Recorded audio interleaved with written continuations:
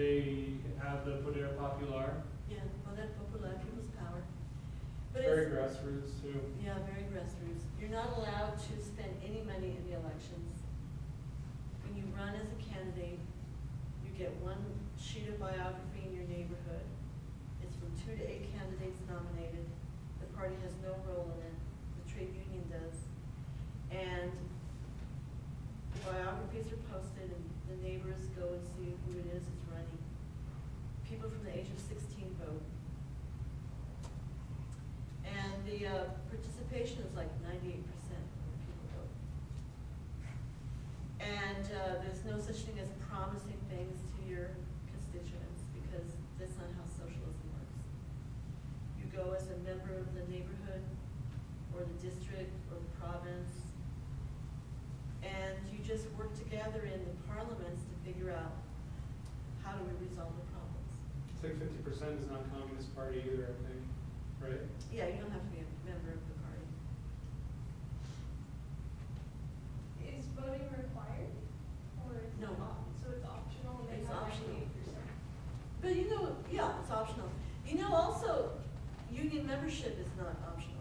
It is optional. In fact, the leftists of the Cuban labor movement traditionally always fought against compulsory membership, which is interesting, because here we fight for union shops where everybody in the shop has to join the union, protect the union, right?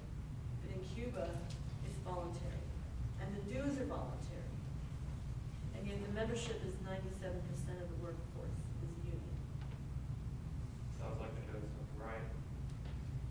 Yeah, it's very, very interesting, because then they have to really be accountable. They have to really be accountable.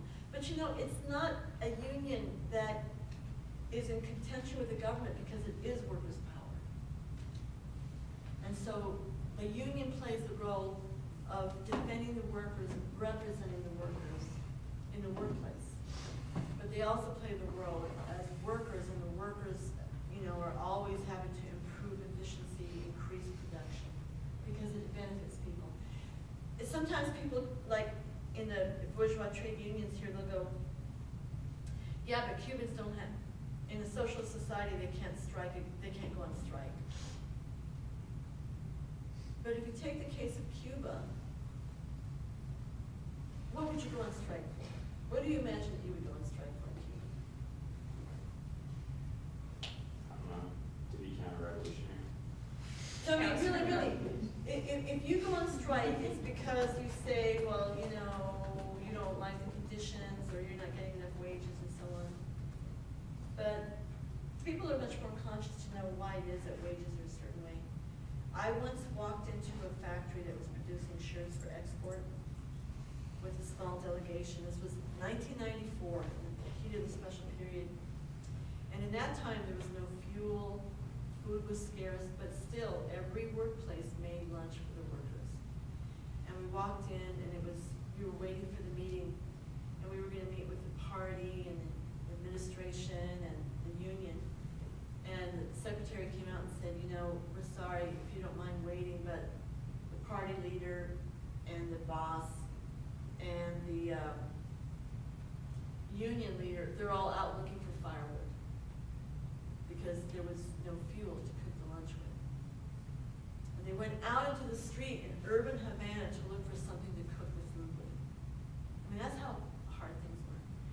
And after a while, we're sitting there, and they came back, and the announcement came over the air, and they said, you know, compañeros, and all the people were sewing. And they said, compañeros, we're sorry to announce there will be no lunch today. There was no firewood. Now, you don't get your lunch. If they go on strike, or say we're walking out, sure, they didn't eat, maybe they didn't eat the next day. But if they stop production on the shirts, that's that much less income for the country. And people know that they are the owners of the production as a socialist country. These are the realities of living in a blockaded and underdeveloped country. Yeah.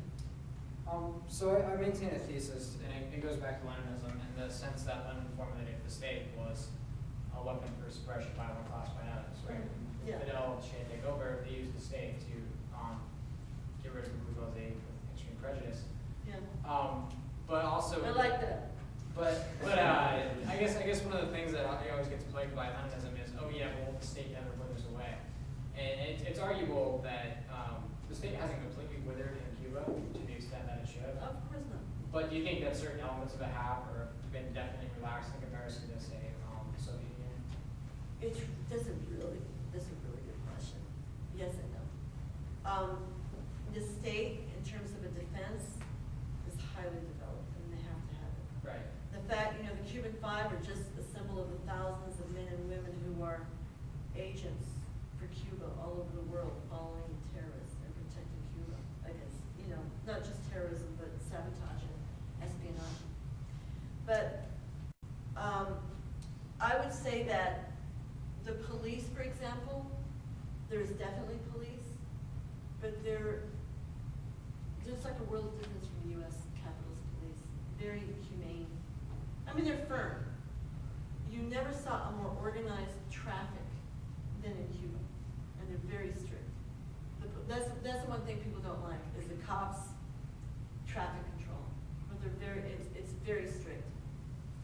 And you can get ticketed if you run through a yellow light. So people are, that's good. That's actually good. But the enforcement by the police is against theft, against weakening of the socialist economy, and protecting very, very, very minimal resources. So it's actually a lot of that. But, for example, let me just give you another. I like to use examples sometimes because there's the things I see that say, yeah, it's too bad they have to do that, but they have to do that. And in my last trip for May Day, I was a guest of the Cuban Institute of Friendship with the Peoples. It's the non-governmental friendship society of Cuba. And I stayed at the Protocol House, and I had a driver. Occasionally, they didn't have that much gas. They used to take us everywhere, but this time they said, we don't have much gas. I said, it's fine, I'll buy you gas. And they took me to the airport to go home. And they drove me, there's 3 airport terminals in Cuba. One is for the international flights. And it's a very nice new thing from all over the world. And then there's one for the flights from the U.S. because they're mostly Cubans who come in. And they have to be very careful who comes in. The travel's been greatly relaxed for Cubans coming back home, but they still have a separate terminal. And because I was taken to a terminal where Cubans go, and mostly it's family members bringing their families to the airport so they can fly home or, go visit mom, Cubans. I was taken in a state car to the airport. And the driver waited for me to see if I got my suitcases through before I come out and ride him. And because it was a state car, it was unusual. The police said, why is this state car here taking someone, the police immediately suspected the airport police in these little dinky cars. They're not like cops with all the junk that cops here have, and batons and all this shit. Gas and guns and handcuffs and all that. This police came up and they said, why are you here with a state car? Thinking you are using a state car for personal privilege. You're taking one of your family members home. And they were watching it because they're trying to watch the gas. They're trying to watch the gas. And they're trying to stop people from illegally using the car. And I came out and he said, he's trying to tell them, and they're having a good conversation. They're not giving him a hard time. They're just, you got to show what you're doing here. And he's talking to them and showing his ID. And he used to show me his ID. And I came out and I said, I didn't want to interfere. I said, I'm American. He's from ECOP. He's taking me to the airport. It took like half an hour before that got cleared up. But I know why it was. Because they don't want misuse of state goods to protect the economy. So that's an example, like the police is trying to keep corruption and theft from happening. So that, no, the police isn't going to disappear. There was another time, if I could tell you another incident that was just blew my